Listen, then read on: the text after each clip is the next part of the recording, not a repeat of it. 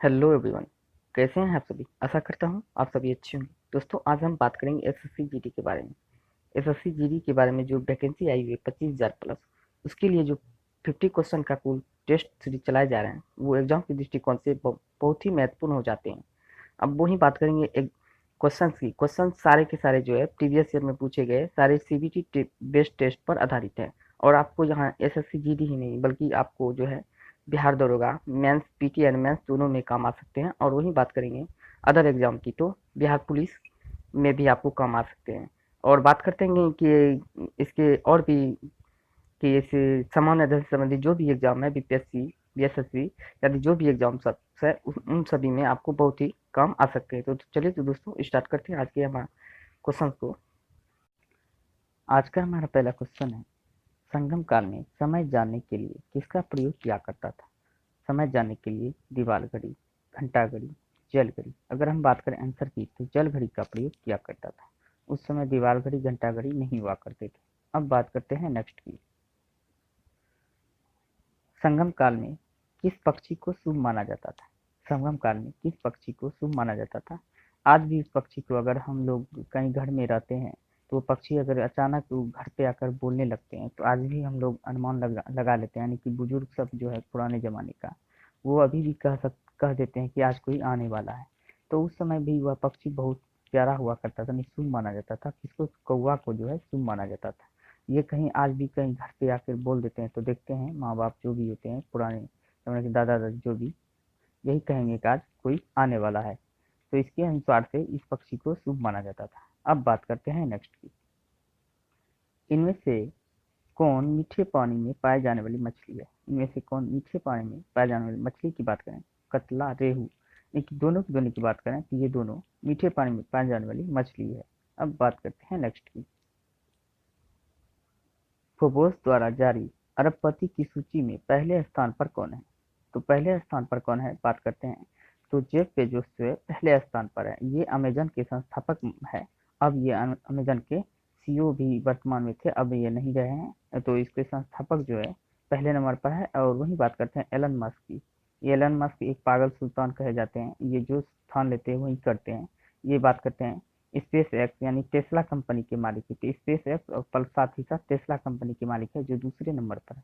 अब वही बात करते हैं मुकेश अंबानी चचा की। तो मुकेश अंबानी चचा की हम बात करें तो ये 10वें स्थान पर है। अब बात करते हैं नेक्स्ट की।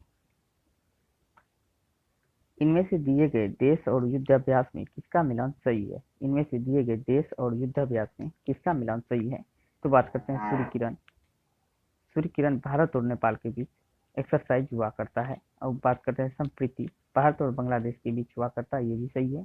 और गरुड़ शक्ति की बात करते हैं तो भारत इंडोनेशिया के बीच ये युद्धाभ्यास होता है। अगर वहीं पूछे गरुड़, वरुण, शक्ति, ये तीनों के तीनों जो है, खाली इसमें गरुड़ शक्ति छोड़ के गरुड़ और वरुण और शक्ति की अगर बात करें तो ये युद्धाभ्यास किस देशों के बीच होता है?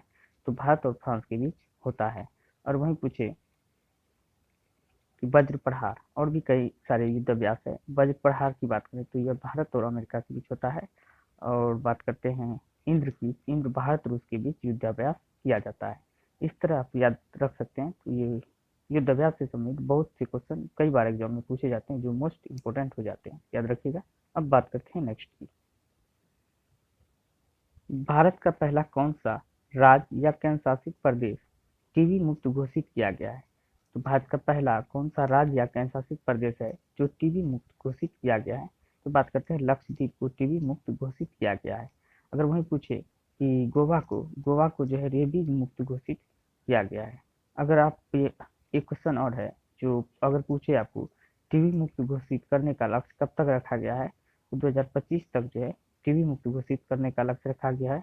अगर वहीं पूछे मलेरिया मुक्त घोषित करने का लक्ष्य कब तक रखा गया है, तो मलेरिया मुक्त की बात करते हैं 2030 तक में जो है मलेरिया मुक्त घोषित करने का लक्ष्य रखा गया है। वही बात करें अगर हर घर जल योजना का लक्ष्य कब तक रखा गया है, तो 2024 तक रखा गया है। और वहीं पूछे हर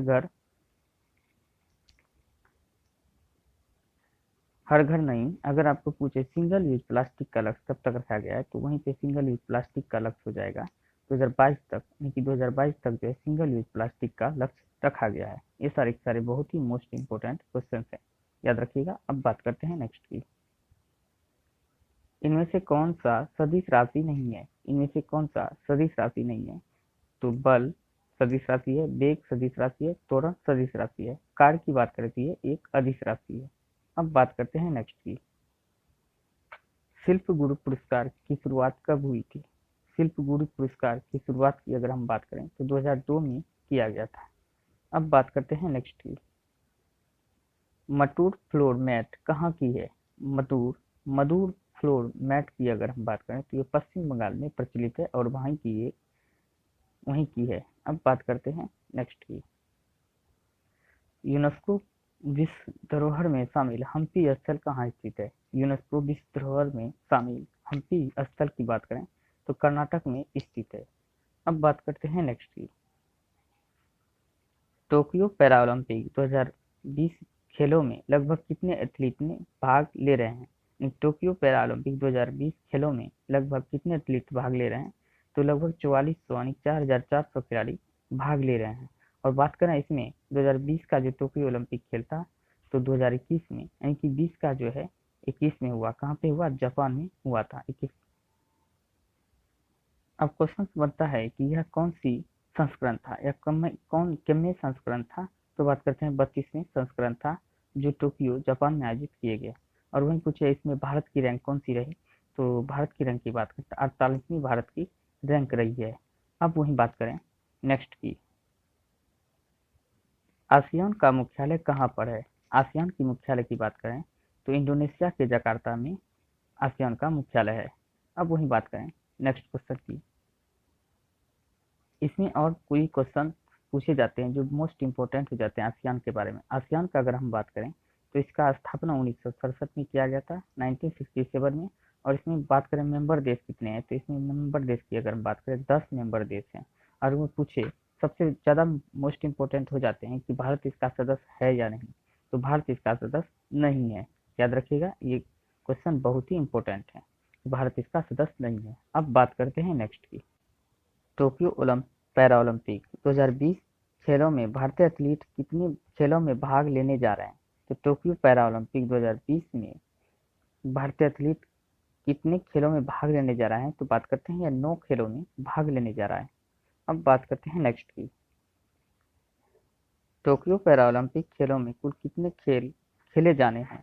तो टोक्यो पैरालंपिक खेलों में कुल कितने खेल खेले जाने हैं? तो कुल बात करते हैं कुल 22 खेल खेले जाने हैं। जिम कॉर्बेट राष्ट्रीय उद्यान किस राज्य में है? जिम कॉर्बेट राष्ट्रीय उद्यान की बात करें तो यह उत्तराखंड में स्थित है। अब बात करते हैं नेक्स्ट की। महात्मा गांधी रोजगार गारंटी अधिनियम कब पारित किया गया था? महात्मा गांधी रोजगार गारंटी अधिनियम की बात करें तो 2005 में पारित किया गया था। और लागू कब किया गया था? 2006 में इसको लागू कर दिया गया था। अगर वहीं पूछे महात्मा गांधी रोजगार गारंटी एक्ट का पहले क्या नाम था, तो पहले नाम नरेगा हुआ करता था। और इसको जो है 2009 में नरेगा से मनरेगा कर दिया गया, यानी कि 2009 की बात करते हैं तो इसका नाम बदलकर नरेगा कर दिया गया। याद रखिएगा। अब बात करते हैं नेक्स्ट की। वर्ल्ड इकोनॉमिक फोरम कहाँ स्थित है? वर्ल्ड इकोनॉमिक फोरम की बात करें तो यह जेनेवा में स्थित है। अगर वहीं बात करें जेनेवा की, जेनेवा में बहुत सारे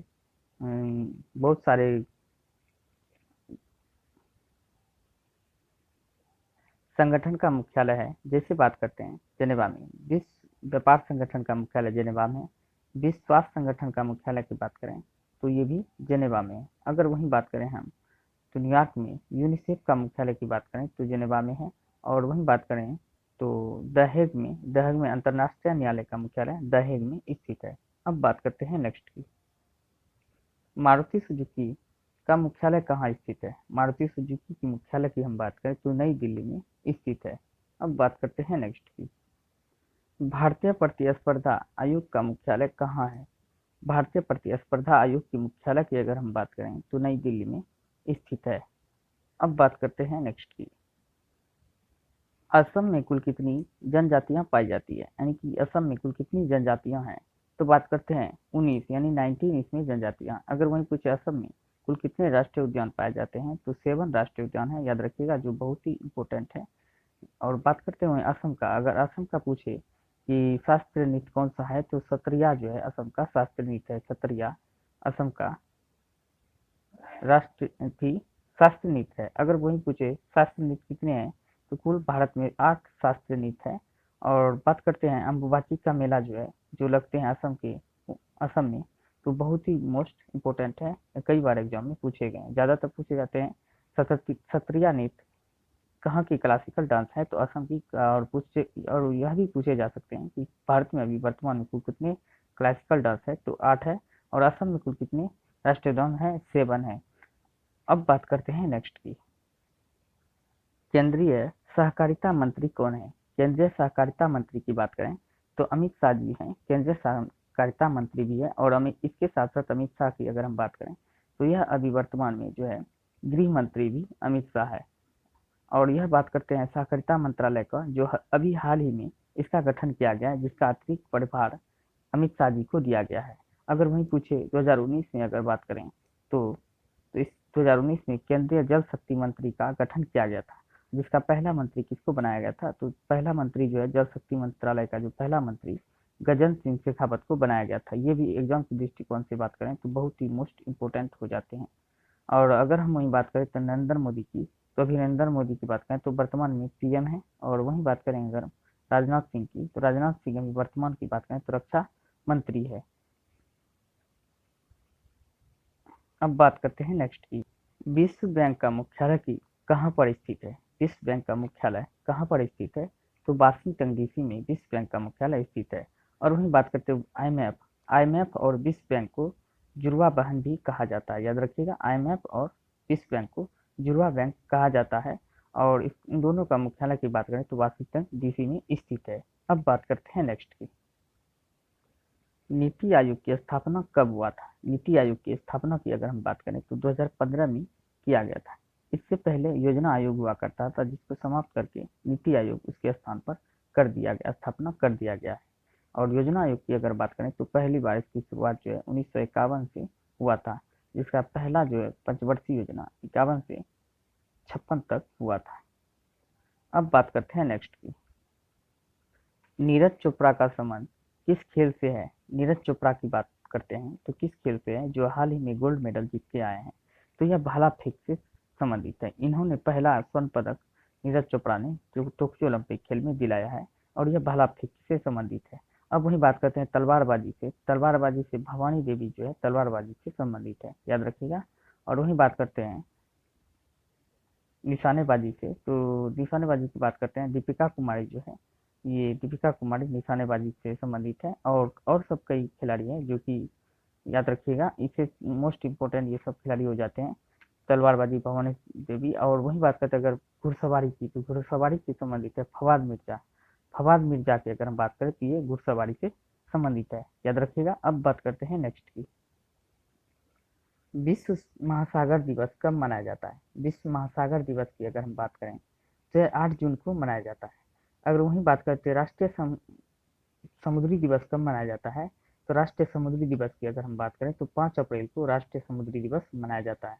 वहीं अगर हम बात करें तो 12 अगस्त को हाथी दिवस और युवा दिवस दोनों मनाया जाता है, यानी कि युवा दिवस हाथी दिवस दोनों 12 अगस्त को मनाया जाता है। और 5 जून की अगर हम बात करें तो 5 जून की विश्व पर्यावरण दिवस के रूप में 5 जून को मनाया जाता है, याद रखिएगा। ये सारे के सारे जो दिवस है बहुत ही मोस्ट इंपोर्टेंट हो जाते हैं। अब बात करते हैं नेक्स्ट, निम्नलिखित में से किस क्रिकेटर को राजीव गांधी खेल रत्न पुरस्कार कभी प्राप्त नहीं हुआ है। तो इनमें से किस क्रिकेटर को राजीव गांधी खेल रत्न पुरस्कार नहीं दिया गया है, तो बात करते हैं विराट कोहली को मिल गया है, और महेंद्र सिंह धोनी की बात करते हैं इन्हें भी मिल गया है, और सचिन तेंदुलकर की बात करते हैं इन्हें भी मिल गया है। अब बात करते हैं शिखर धवन की, शिखर धवन को अभी तक राजीव गांधी खेल रत्न पुरस्कार नहीं दिया गया है। अगर वही बात करें राजीव गांधी खेल रत्न पुरस्कार की, तो इसका शुरुआत की बात करें तो 1991-92 में किया गया था। और इसमें राशि उस समय जो है कब कितना दिया करता था, तो 7.5 लाख यानी कि 7.5 लाख दिया करता था। अब इसको राशि जो बढ़ाकर 25 लाख कर दिया गया है, और इसका नाम भी परिवर्तन किया गया है, यानी कि राजीव गांधी खेल रत्न पुरस्कार का नाम बदलकर अब जो है मेजर ध्यानचंद खेल रत्न रख दिया गया है, याद रखिएगा। मेजर ध्यानचंद खेल रत्न अवार्ड इसका नाम बदल दिया गया है, याद रखिएगा। अब बात करते हैं नेक्स्ट की, निम्नलिखित में से कौन एक पैरा एथलीट है। निम्नलिखित में से कौन एक पैरा एथलीट है? तो बात करते हैं दीपा मलिक की। दीपा मलिक ये पैरा एथलीट है। और वहीं दूती चंद की अगर हम बात करें तो यह एक धाविका है, यानी रेसलर है। अब बात करते हैं नेक्स्ट की। रोहतास दुर्ग वर्तमान में कहाँ स्थित है? रोहतास दुर्ग की हम बात करें तो वर्तमान में बिहार राज्य में स्थित है। अब बात करते हैं नेक्स्ट की। स्वतंत्रता के पश्चात भारत की जनगणना 2011 कौन सी राष्ट्रीय जनगणना थी? स्वतंत्रता के पश्चात अगर हम बात करें तो भारत की 7वीं राष्ट्रीय जनगणना थी। अगर वही पूछे अब तक में कुल कितनी, मतलब स्वतंत्रता से पहले सब मिलाकर अब तक में कुल कितनी जनगणना हो चुकी है, तो 15वीं जनगणना है। अगर राष्ट्र स्वतंत्रता के पश्चात पूछे तो 7वीं हो जाएगा। ऐसे अगर पूछे कितनी जनगणना है तो 15वीं है। अगर वही पूछे 2021 में जो होने वाली जनगणना है तो स्वतंत्रता के पश्चात 8वीं हो जाएगी। और ऐसे पूछेगा तो यह 16वीं जनगणना हो जाएगी 2021 की अगर हम बात करें। तो अब बात करते हैं नेक्स्ट की। भारत में ब्रिटिश शासन में पहले गवर्नर जनरल कौन थे? भारत में ब्रिटिश शासन में पहले गवर्नर जनरल की बात करें तो वारन हेस्टिंग थे। अब बात करते हैं नेक्स्ट की। सुरकोटडा पुरातात्विक स्थल किस राज्य में स्थित है? सुरकोटडा पुरातात्विक स्थल की अगर बात करें तो गुजरात राज्य में स्थित है। अब बात करते हैं नेक्स्ट की। कान्हा राष्ट्रीय उद्यान की बात करें तो किस राज्य में स्थित है? कान्हा की अगर बात करें तो यह मध्य प्रदेश में स्थित है। अगर वहीं पूछे कर्नाटक की तो बांदीपुर नागरहोल बन्नेरघट्टा राष्ट्रीय उद्यान ये कर्नाटक में स्थित है। और मणिपुर की बात करते हैं तो केवला लामजाओ एकमात्र राष्ट्रीय उद्यान है जो विश्व का एकमात्र तैरता हुआ राष्ट्रीय उद्यान केवला लामजाओ मणिपुर में स्थित है। अब बात करते हैं नेक्स्ट की। निम्नलिखित में से किसने हैदराबाद शहर को बसाया था? निम्नलिखित में से किसने हैदराबाद शहर को बसाया था? मोहम्मद कुली कुतुब शाह के द्वारा हैदराबाद शहर को बसाया गया था, याद रखिएगा। अब बात करते हैं नेक्स्ट की। मिस प्रिंट की वजह से 33 का ही क्वेश्चन जो है 34 में भी रिपीट हो गया है, तो इसीलिए हम डायरेक्ट 35 पे चलाए हैं। तो अब बात करते हैं निम्नलिखित में से कौन सी समुद्री मत्स्य प्रजाति नहीं है? निम्नलिखित में से कौन सी समुद्री मत्स्य प्रजाति नहीं है? तो कतला की बात करें तो ये समुद्री मत्स्य प्रजाति नहीं है। अब बात करते हैं नेक्स्ट की। चंबल नदी किन राज्यों से होकर बहती है? चंबल नदी की अगर हम बात करें तो किन किन राज्यों से होकर बहती है? तो उत्तर प्रदेश, मध्य प्रदेश, राजस्थान, ये तीनों राज्यों से चंबल नदी बहती है, याद रखिएगा। अब बात करते हैं नेक्स्ट की। स्वर्ण मंदिर का निर्माण किसने करवाया था? स्वर्ण मंदिर का निर्माण की अगर हम बात करें तो गुरु रामदास ने करवाया था। अब बात करते हैं स्वर्ण मंदिर के बारे में। तो स्वर्ण मंदिर को जो है बीबी भानी को अकबर के द्वारा 500 बीघा जो है जमीन दिया गया था, जिस पर अमृतसर नमक शहर को बसाया गया था। अब वही बात करेंगे और भी इसके बारे में विस्तार से। अगर हम बात करें वहीं गुरुदेव नानक महाराज जी के गुरुदेव यानी कि गुरुदेव नानक महाराज जी से गुरु गोविंद तक की बात करें तो सिख धर्म के पहले गुरु की अगर हम बात करें, गुरु नानक देव सिख धर्म के पहले गुरु हुआ करते थे। और वही बात करते हैं सिख धर्म के, इसके सिख धर्म के प्रवर्तक इसे माना जाता है। किसको? गुरु नानक देव को सिख धर्म का प्रवर्तक भी माना जाता है। अब वही बात करते हैं गुरु अंगद की। तो गुरु अंगद की बात करें तो यह बात करते हैं दूसरे गुरु, ये क्रम वाइज दिया गया है, याद रखिएगा। ये कई बार एग्जाम में पूछे जाते हैं कि पहले गुरु कौन थे और 5वें गुरु कौन थे। इस तरह आप देख सकते हैं 1 से 10 तक की इसकी चर्चा कर लेते हैं।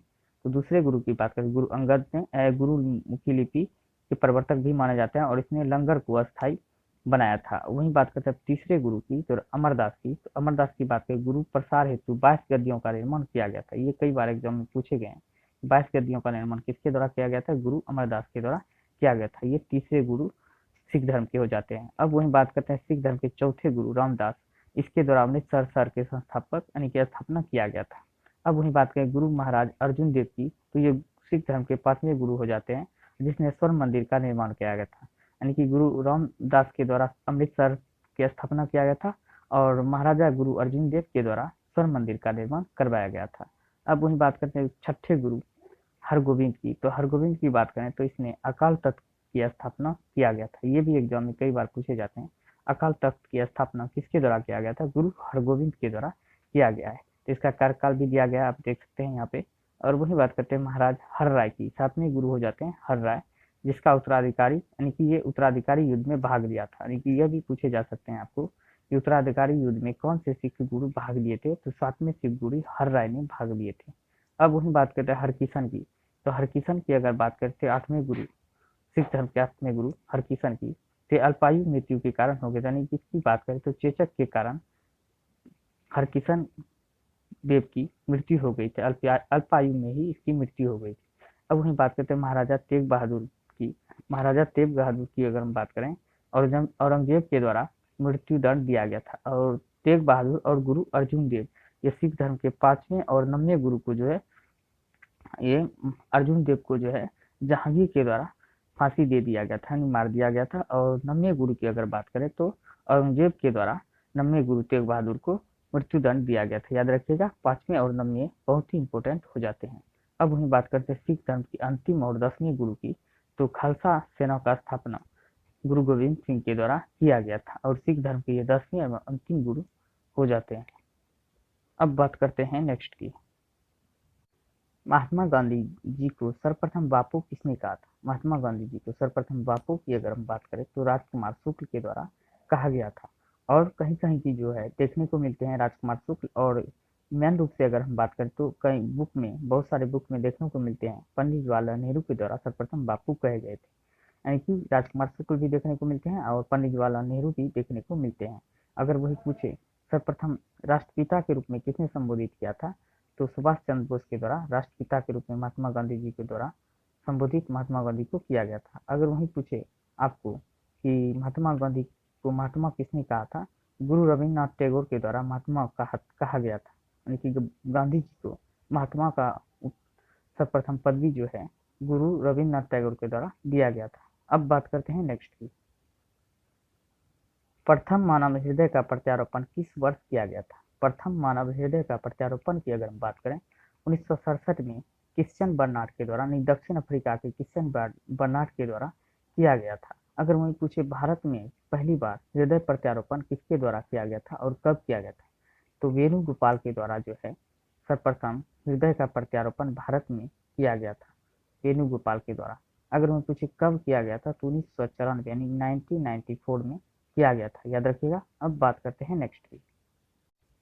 संप्रेषण आमतौर से किसके साथ प्रारंभ होता है? संप्रेषण आमतौर से किसके साथ प्रारंभ होता है, तो मन मस्तिष्क में चित्र के साथ प्रारंभ होता है। अब बात करते हैं नेक्स्ट की। कव्वाली शब्द कौन सा लिंग है? कव्वाली शब्द की अगर हम बात करें तो कौन सा लिंग हो जाते हैं, तो यह स्त्रीलिंग हो जाते हैं। अब बात करते हैं नेक्स्ट की। जिसके पास घर ना हो के लिए एक शब्द क्या होगा? जिसके पास घर ना हो उसके लिए एक शब्द की बात करें तो अनिकेत उसका आंसर हो जाएगा। अब बात करते हैं नेक्स्ट की। प्रतिवर्ष पुस्तक दिवस कब मनाया जाता है? प्रतिवर्ष पुस्तक दिवस की हम बात करें तो 23 अप्रैल को प्रतिवर्ष पुस्तक दिवस के रूप में मनाया जाता है। अगर वहीं बात करें हम 22 अप्रैल को, तो 22 अप्रैल को पृथ्वी दिवस के रूप में मनाया जाता है। याद रखिएगा।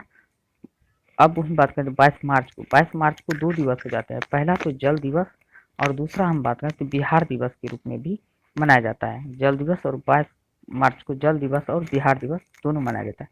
और 24 अप्रैल की हम बात करें तो मलेरिया दिवस के रूप में 24 अप्रैल को मनाया जाता है। अब बात करते हैं नेक्स्ट क्वेश्चन की। अपर्णा एक वस्तु पर उसके क्रय मूल्य से 50% अधिक अंकित करती है। लगभग 10% लाभ पाने के लिए कितने प्रतिशत छूट दी जानी चाहिए? यानी कि वह जो है क्रय मूल्य से 50% अधिक अंकित करती है। माना कि क्रय मूल्य बराबर 100 हो जाता है, और उसमें जो है 50% अधिक अंकित करती है, तो इसका बात करते हैं 150 हो गया। यानी 50 में 50 जोड़ दिए तो 150 हो गया। और वही बात करते हैं लगभग 10% लाभ पाने के लिए, 10% लाभ पाने के लिए कितना छूट दिया जाता है? तो 10% लाभ पाने के लिए इसमें देख लेंगे कितना अंतर हो गया। तो 50 पे कितना अंतर हो जाता है? 40 हो जाता है।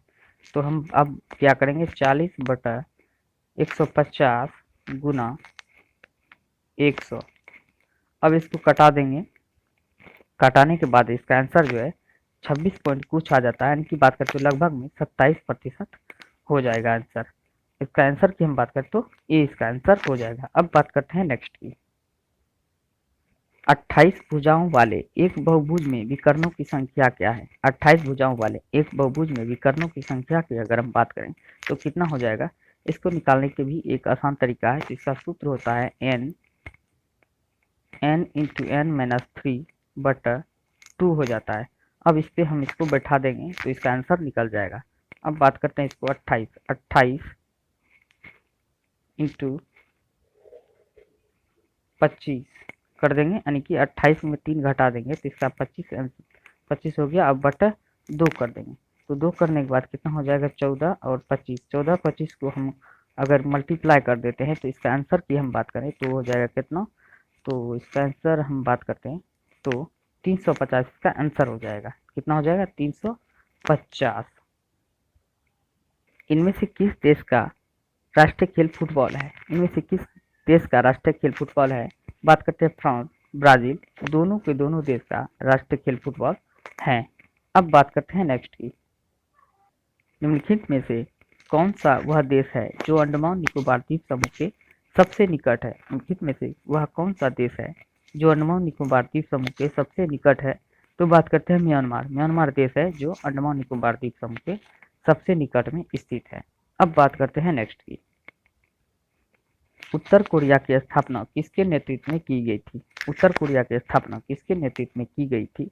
तो किम इल सुंग के नेतृत्व में उत्तर कोरिया की स्थापना की गई थी। और कब किया गया था? तो 1948 में उत्तर कोरिया का स्थापना किया गया था। अब बात करते हैं नेक्स्ट की, 1971 से पहले भारत पाकिस्तान युद्ध किस वर्ष हुआ था? 1971 से पहले भारत पाकिस्तान युद्ध 1965 में हुआ था। अब बात करते हैं नेक्स्ट की, कौन सा राजस्थान का सबसे बड़ा शहर है? इनमें से कौन सा राजस्थान का सबसे बड़ा शहर है? तो बात करते हैं जयपुर राजस्थान का राजधानी भी है और राजस्थान का सबसे बड़ा शहर भी हो जाता है। तो दोस्तों वीडियो कैसी लगी आपको कमेंट करके कमेंट जरूर करें, और वीडियो अच्छी लगी तो वीडियो को लाइक करें, शेयर करें, चैनल को सब्सक्राइब जरूर करें। अगर आपको इस तरह का कंटेंट बहुत ही पसंद आ रहे हैं तो कमेंट करके ज़रूर बताएं, मैं इस तरह का आपके लिए कंटेंट लाने का प्रयास लगातार करता रहूँगा। तो आज के लिए इतना ही, धन्यवाद।